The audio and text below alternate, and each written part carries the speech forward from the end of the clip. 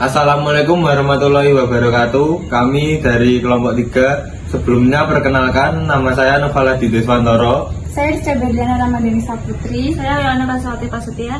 Yang nantinya akan membahas materi tentang ilmu pengetahuan teknologi seni dalam Islam. Langsung saja ke materi. Konsep ipteks dalam Islam. Pengetahuan adalah segala sesuatu yang diketahui manusia melalui tangkapan panca indera, intuisi, firasat, atau yang lainnya.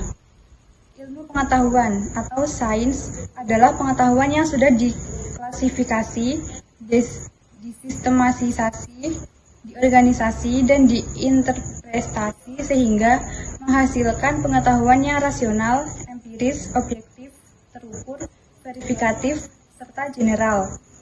Teknologi adalah metode ilmiah untuk mencapai tujuan praktis keseluruhan sarana untuk menyediakan barang-barang yang diperlukan bagi kelangsungan dan kenyamanan hidup manusia.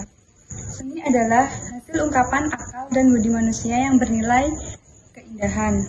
Iman, ilmu, dan amal sebagai satu kesatuan.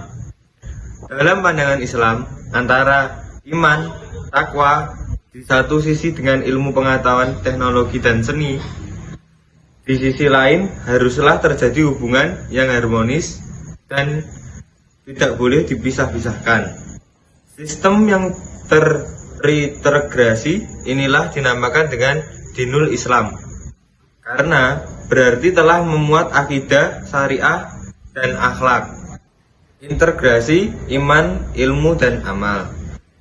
Aktivitas manusia tidak akan bernilai sebagai amal soleh kalau tidak dibangun atas iman, ilmu yang benar.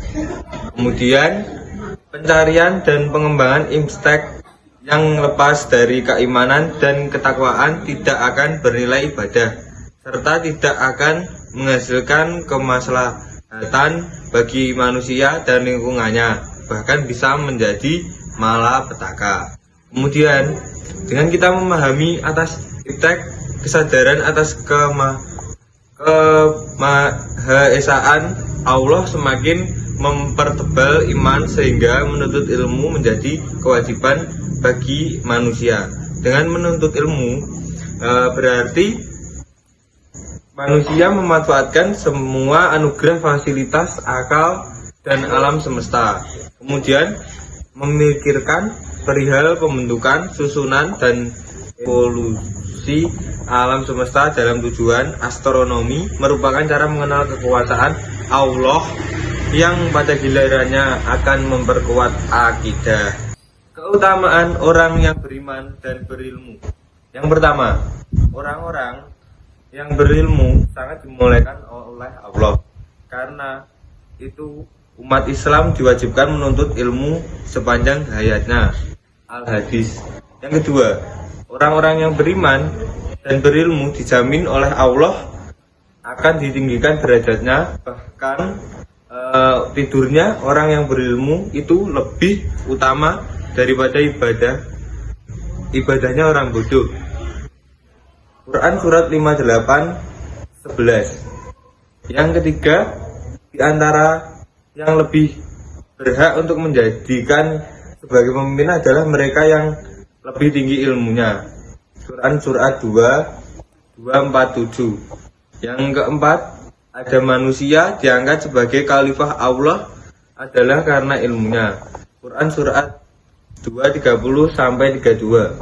Kemudian yang kelima, ada ibadah yang diterima Allah adalah yang dilakukan atas dasar iman dan ilmu yang benar. Al-Hadis. Kemudian yang keenam, ada sejarah menunjukkan bahwa bangsa yang dipimpin peradaban adalah yang lebih unggul dalam penguasaan dan penerapan ipteks. Yang ketujuh, barang siapa meninggalkan rumahnya untuk mendapatkan ilmu pengetahuan, maka ia dalam jalan Allah sampai sekembaliannya. Tanggung jawab ilmuwan terhadap lingkungannya.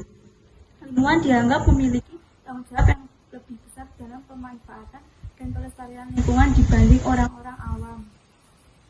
Ilmuwan harus mendorong pengembangan iptek ke arah kemaslahatan umat dan mencegah terjadinya kerusakan yang sia-sia, karena kerusakan alam dan lingkungan itu lebih banyak disebabkan oleh ulah manusia. Ilmuwan harus selalu menyadari bahwa dirinya adalah hamba dan khalifah Allah yang akan dimintai pertanggungjawaban atas keilmuannya.